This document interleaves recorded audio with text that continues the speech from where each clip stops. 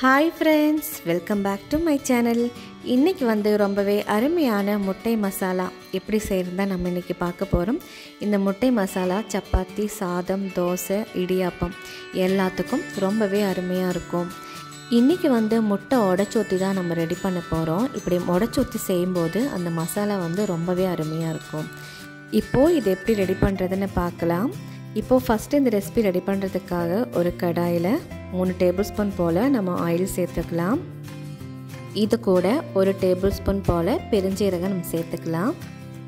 பெருஞ்சீரகம் நல்லா வந்து பொரிஞ்சிருச்சு. இப்போ இது கூட கொஞ்சமாக பெரிய வெங்காயம் நீல வாக்கில் கட் பண்ணி வச்சுருக்கேன், அதுவும் சேர்த்துக்கலாம். கூடவே 2 பச்சை மிளகாய் வந்து 2ஆக கட் பண்ணி வச்சுருக்கேன், அது இது கூட சேர்த்துட்டு நல்லா வந்து வதக்கி விட்டுக்கலாம்.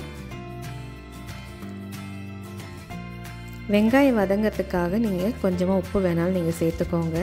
உப்பு சேர்க்கும்போது வெங்காயம் வந்து நல்லா வந்து வதங்கிடும். இப்போ இது கூட 2 டேபிள்ஸ்பூன் போல் இஞ்சி பூண்டு பேஸ்ட்டு சேர்த்துக்கலாம். சேர்த்துட்டு அதுவும் நல்லா வந்து வதக்கி விட்டுக்கோங்க.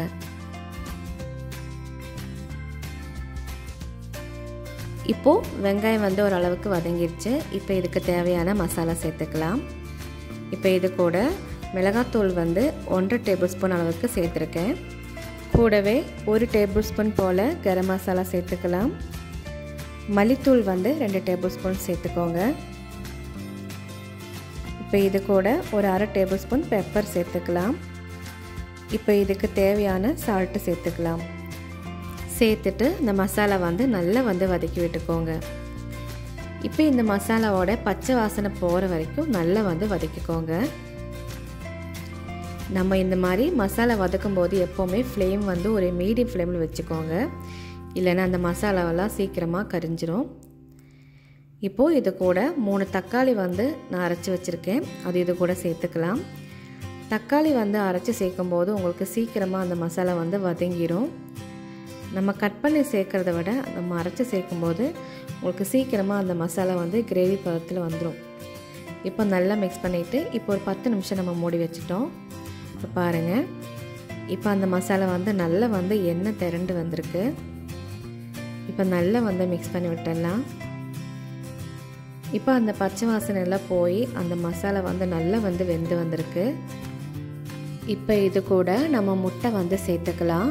நான் முட்டை வந்து இந்த மாதிரி சின்னதாக ஒரு பவுலில் உடச்சி ஊற்றிட்டு அதுக்கப்புறமா தான் நான் சேர்க்குறேன். நம்ம அப்படியே சேர்க்கும்போது அந்த முட்டை வந்து சீக்கிரமாக எல்லா பக்கமும் வந்து பரவிடும். இந்த மாதிரி நீங்கள் ஒரு பவுலில் வந்து ஊற்றிட்டு சேர்க்கும்போது அந்த முட்டை வந்து அதே இடத்துல அப்படியே நிற்கும். உங்களுக்கு நல்லா வந்து நல்ல பெருசாக வந்து வெந்து வந்துடும். இப்போது நம்ம 4 முட்டை சேர்த்துக்கலாம்.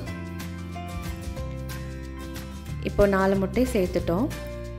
இப்போ அது அப்படியே வெந்து வரட்டும். நம்ம வந்து ஒரு 5 நிமிஷம் மூடி வச்சிடலாம். இப்போ பாருங்கள், இப்போ ஒரு 5 நிமிஷம் ஆயிடுச்சு. இப்போ முட்டை வந்து நல்லா வந்து ப்ளஃபியாக வந்து வெந்து வந்திருக்கு பாருங்கள். இப்போ அந்த முட்டை வந்து மெல்லமாக இந்த மாதிரி திருப்பி விட்டுக்கலாம். இப்போது அந்த முட்டையோட இந்த பக்கம் வந்து நல்லா வந்து வேகட்டும். இந்த மாதிரி எல்லா முட்டையும் வந்து திருப்பி விட்டுக்கோங்க.